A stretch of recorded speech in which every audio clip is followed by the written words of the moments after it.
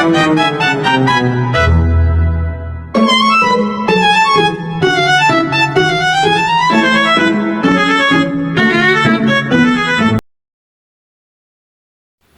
di sini saya akan menjelaskan pengertian mengenai instrumen evaluasi. Instrumen evaluasi adalah alat atau perangkat yang digunakan untuk mengumpulkan, mengolah, dan menganalisis data dalam proses evaluasi. Instrumen ini membantu dalam menilai pencapaian tujuan pembelajaran, mengukur hasil belajar siswa, dan memberikan informasi yang relevan untuk mengambil keputusan. Banyak instrumen yang dapat digunakan dalam kegiatan evaluasi. Bentuk instrumen dapat berupa tes dan non-tes. Instrumen bentuk tes mencakup tes uraian atau uraian objektif dan uraian bebas. Tes pilihan ganda, jawaban singkat, menjodohkan benar atau salah untuk unjuk kerja, dan portofolio.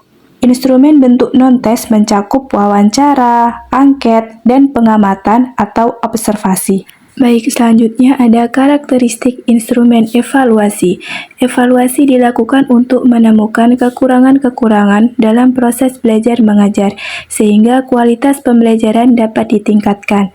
Proses evaluasi dan penilaian harus didasari pada proses pengukuran yang melibatkan instrumen sebagai alat ukur. Instrumen dapat berupa tes maupun non-tes. Kualitas instrumen mempengaruhi hasil pengukuran, maka dari itu penting untuk memahami syarat-syarat dan kaidah dalam penyusunan instrumen.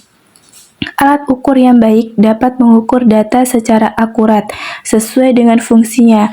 Tentu, karakteristik instrumen yang baik memiliki dasar valid, reliable, relevan, representatif, praktis, diskriminatif, spesifik, dan proporsional. Valid berarti kecocokan, maka instrumen yang valid dapat mengukur apa yang hendak diukur secara akurat. Misalkan, alat ukur hasil belajar, maka alat ukur tersebut harus benar-benar mampu mengukur hasil belajar, seperti halnya mengukur keefektifan media, model, metode, strategi, dan komponen pembelajaran lain. Validitas dapat ditinjau dari berbagai segi, yaitu validitas isi, validitas konstruk, validitas ramalan, dan validitas bandingan. Nah, yang kedua itu ada reliable. Instrumen baik juga harus reliable, artinya memiliki hasil yang konsisten. Misalnya, pendidik memberikan tes kepada sekelompok peserta didik untuk mengukur kemampuan mereka dalam memecahkan suatu masalah. Kemudian, tes tersebut diberikan lagi pada kelompok peserta didik yang berbeda. Ternyata hasilnya sama atau tidak jauh berbeda. Maka instrumen tersebut memiliki tingkat reliable yang tinggi. Nah, yang ketiga itu ada relevan. Relevan berarti sesuai, artinya instrumen yang dirancang harus sesuai dengan indikator, standar kompetensi, dan kompetensi dasar yang telah ditetapkan. Selanjutnya itu ada representatif, artinya materi alat ukur harus betul-betul mewakili dari seluruh materi yang disampaikan. Nah, selanjutnya itu ada praktis. Praktis artinya mudah digunakan. Jika alat ukur itu sudah memenuhi syarat tetapi sukar digunakan, berarti tidak praktis. Kepraktisan ini bukan hanya dilihat dari pembuat alat ukur, tetapi juga bagi orang lain yang ingin menggunakan alat ukur tersebut. Nah, selanjutnya itu ada diskriminatif. Diskriminatif artinya adalah alat ukur itu harus disusun sedemikian rupa sehingga dapat menunjukkan perbedaan-perbedaan yang sekecil apapun. Nah, selanjutnya itu ada spesifik. Spesifik artinya suatu alat ukur disusun dan digunakan khusus untuk objek yang diukur. Jika alat ukur tersebut menggunakan tes, maka jawaban tes jangan menimbulkan ambivalensi atau spekulasi. Dan yang terakhir itu ada proporsional. Proporsional artinya suatu alat ukur harus memiliki tingkat kesulitan yang proporsional antara sulit, sedang, dan mudah. Begitu juga ketika menentukan jenis alat ukur baik tes maupun non-tes. Selanjutnya, C. Instrumen evaluasi jenis tes. Istilah tes tidak hanya populer di lingkungan persekolahan, tetapi di luar sekolah, bahkan di masyarakat umum. Dalam kegiatan pembelajaran, tes banyak digunakan untuk mengukur hasil belajar peserta didik dalam bidang kognitif, seperti pengetahuan, pemahaman, aplikasi, analisis, sintesis, dan evaluasi. Penggunaan tes dalam dunia pendidikan sudah dikenal sejak dahulu kala, sejak orang mengenal pendidikan itu sendiri. Artinya, tes mempunyai makna tersendiri dalam pendidikan pembelajaran. Tes merupakan suatu teknik atau cara yang digunakan dalam rangka melaksanakan kegiatan pengukuran yang di dalamnya terdapat berbagai pertanyaan, pernyataan, atau serangkaian tugas yang harus dikerjakan atau dijawab oleh peserta didik. Untuk mengukur aspek perilaku peserta didik, dalam rumusan ini terdapat beberapa unsur penting, yaitu pertama, tes merupakan suatu cara atau teknik yang disusun secara sistematis dan digunakan dalam rangka kegiatan pengukuran. Kedua, di dalam tes terdapat berbagai pertanyaan dan pernyataan atau serangkaian tugas yang harus dijawab dan dikerjakan oleh peserta didik. Ketiga, tes digunakan untuk mengukur suatu aspek perilaku peserta didik. Keempat, hasil tes peserta didik perlu diberi skor dan nilai. Tes dapat dibedakan atas beberapa jenis, dan pembagian jenis-jenis ini dapat ditinjau dari berbagai sudut pandang. Heaton 1988 misalnya membagi tes menjadi 4 bagian, yaitu tes prestasi belajar atau achievement test, tes penguasaan atau proficiency test, tes bakat atau aptitude test, dan tes diagnostik atau diagnostic test. Untuk melengkapi pembagian jenis tes tersebut, Brown 2004 menambahkan satu jenis tes lagi yang disebut tes penempatan atau placement test. Dalam bidang psikologi, tes diklasifikasikan menjadi 4 bagian, yaitu yang pertama tes inteligensia umum, yaitu tes untuk mengukur kemampuan umum seseorang. Kedua, tes kemampuan khusus, yaitu tes untuk mengukur kemampuan potensial dalam bidang tertentu. Yang ketiga, tes prestasi belajar, yaitu tes untuk mengukur kemampuan aktual sebagai hasil belajar. Dan yang keempat, tes kepribadian, yaitu tes untuk mengukur karakteristik pribadi seseorang. Berdasarkan aspek pengetahuan dan keterampilan, maka tes menjadi 2 jenis, yaitu tes kemampuan dan tes kecepatan. Tes kemampuan atau power test. Prinsip tes kemampuan adalah tidak adanya batasan waktu di dalam pengerjaan tes. Waktu tes tidak dibatasi, maka hasil tes dapat mengungkapkan kemampuan peserta didik yang sebenarnya. Sebaliknya, jika waktu pelaksanaan tes dibatasi, maka ada kemungkinan peserta didik tidak dapat diungkapkan secara utuh. Artinya, skor yang diperoleh bukan menggambarkan kemampuan peserta didik yang sebenarnya. Selanjutnya, tes kecepatan atau speed test. Aspek diukur dalam tes kecepatan adalah kecepatan peserta didik dalam mengerjakan sesuatu pada waktu atau periode tertentu. Pekerjaan tersebut biasanya relatif mudah karena aspek yang diukur benar-benar kecepatan bekerja atau kecepatan berpikir peserta didik, bukan kemampuan lainnya. Selanjutnya dilihat dari bentuk jawaban peserta didik. Maka, tes dapat dibagi menjadi 3 jenis, yaitu tes tertulis, tes lisan, dan tes perbuatan. A. Tes tertulis. Tes tertulis atau sering disebut paper and pencil test adalah tes yang menuntut jawaban dari peserta didik dalam bentuk tertulis. Tes tertulis ada yang bersifat formal dan ada pula yang bersifat non-formal. 1. Tes yang bersifat formal meliputi jumlah testi yang cukup besar yang diselenggarakan oleh suatu panitia resmi yang diangkat oleh pemerintah. Tes formal mempunyai tujuan yang lebih luas dan didasarkan atas standar tertentu dan berlaku umum. Yang kedua, sedangkan tes non-formal berlaku untuk tujuan tertentu dan lingkungan terbatas yang diselenggarakan langsung oleh pihak pelaksana dalam situasi setengah resmi tanpa melalui institusi resmi. Tes tertulis ada 2 bentuk, yaitu bentuk uraian atau esai dan tes objektif disebut bentuk uraian karena menuntut peserta didik untuk menguraikan, mengorganisasikan, dan menyatakan jawaban dengan kata-katanya sendiri dalam bentuk, teknik, dan gaya yang berbeda satu dengan yang lainnya. Bentuk uraian sering juga disebut bentuk subjektif. Yang pertama, ada uraian terbatas. Dalam menjawab soal bentuk uraian terbatas ini, peserta didik harus mengemukakan hal-hal tertentu sebagai batas-batasnya. Walaupun kalimat jawaban peserta itu beraneka ragam, tetap harus ada pokok-pokok penting yang terdapat dalam sistematika jawaban yang sesuai dengan batas-batas yang telah ditentukan dan dikehendaki dalam soalnya. Uraian bebas. Dalam bentuk ini, peserta didik bebas untuk menjawab soal dengan cara dan sistematika sendiri. Peserta didik bebas mengemukakan pendapat sesuai dengan kemampuannya.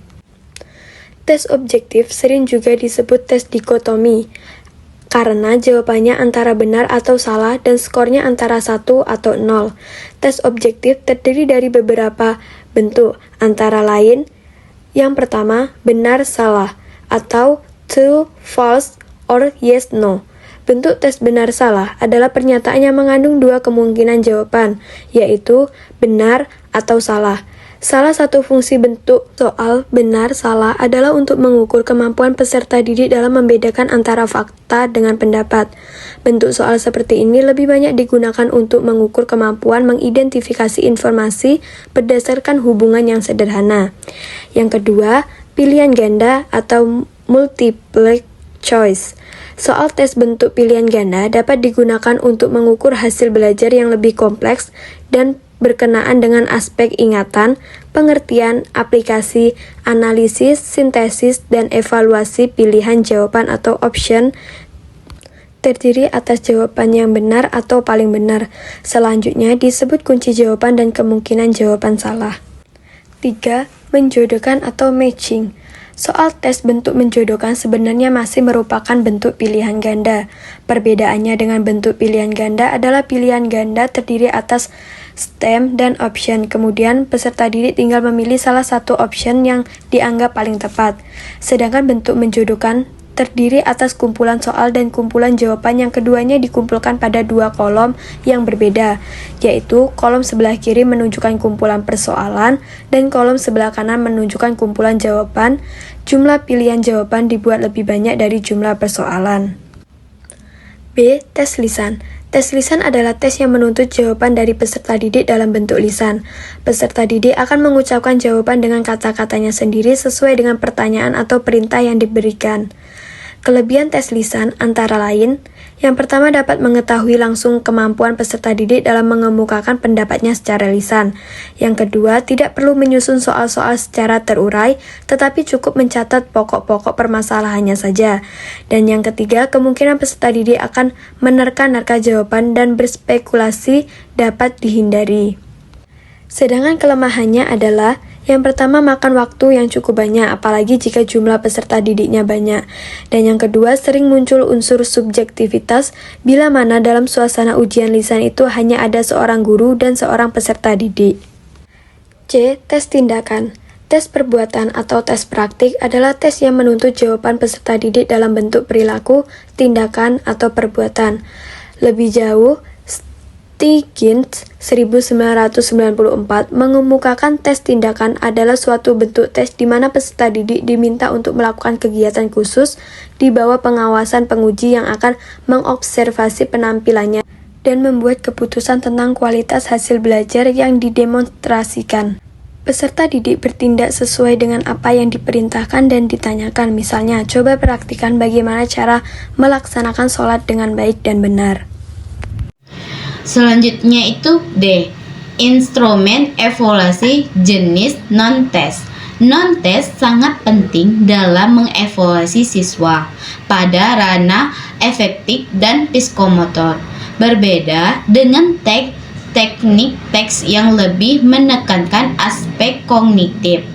Ada beberapa macam teknik non-teks, yakni mengamati observasi, wawancara interview, kuesioner, angket. Nah, yang pertama itu 1. Observasi. Sebenarnya, observasi merupakan suatu proses yang alami, di mana kita semua sering melakukannya.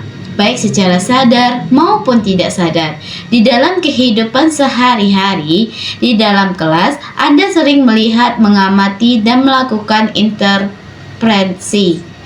Dalam kehidupan sehari-hari, kita sering mengamati orang lain. Pentingnya observasi dalam kegiatan evaluasi. Pembelajaran mengharuskan guru untuk memahami lebih jauh tentang jukmet secara reflektif dan menggunakan komentar yang lain sebagai informasi untuk membuat jukmet yang lebih reliable. Observasi merupakan salah satu instrumen evaluasi jenis non-teks yang dilakukan dengan jalan pengamatan dan pencatatan secara sistematis, logis, objektif, dan rasional mengenai sebagai fenomena baik dan sesuatu yang sebenarnya maupun dalam situasi buatan untuk mencapai tujuan tertentu. Wawancara merupakan salah satu bentuk instrumen evaluasi jenis non-tes yang dilakukan melalui percakapan dan tanya jawab, baik langsung maupun tidak langsung, dengan peserta didik. Pengertian wawancara langsung adalah wawancara yang dilakukan secara langsung antara pewawancara, interview, atau guru dengan orang yang diwawancarai,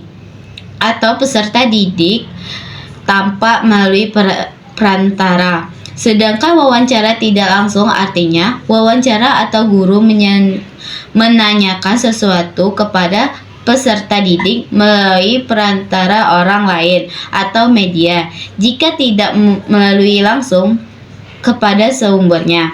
Tujuan wawancara adalah yang pertama untuk memperoleh informasi secara langsung guna menjelaskan suatu situasi dan kondisi tertentu. Yang selanjutnya itu untuk menekankan suatu penyelidikan ilmiah, untuk memperoleh data agar dapat mempengaruhi situasi atau orang tertentu.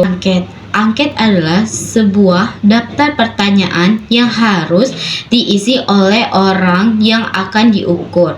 Angket adalah alat penilaian hasil belajar yang berupa daftar pertanyaan tertulis untuk menjaring informasi tentang siswa. Misalnya, tentang latar belakang keluarga siswa, kesehatan siswa, tanggapan siswa terhadap metode pembelajaran, media, dan lain-lain. Angket umumnya dipergunakan pada ranah efektif. Kesimpulannya adalah jenis-jenis instrumen dan evaluasi pembelajaran dibagi menjadi dua, yaitu bentuk teks objektif dan non-teks non-objektif. Macam-macam dari teks bentuk objektif dibagi menjadi 4, yaitu 1. Pilihan ganda, 2. Bentuk pilihan benar salah, 3. Menjodohkan, 4. Isian singkat. Sedangkan macam-macam teks non-objektif ada 1, yaitu teks uraian. Teks uraian dibagi menjadi 2, yaitu uraian terbatas dan uraian bebas.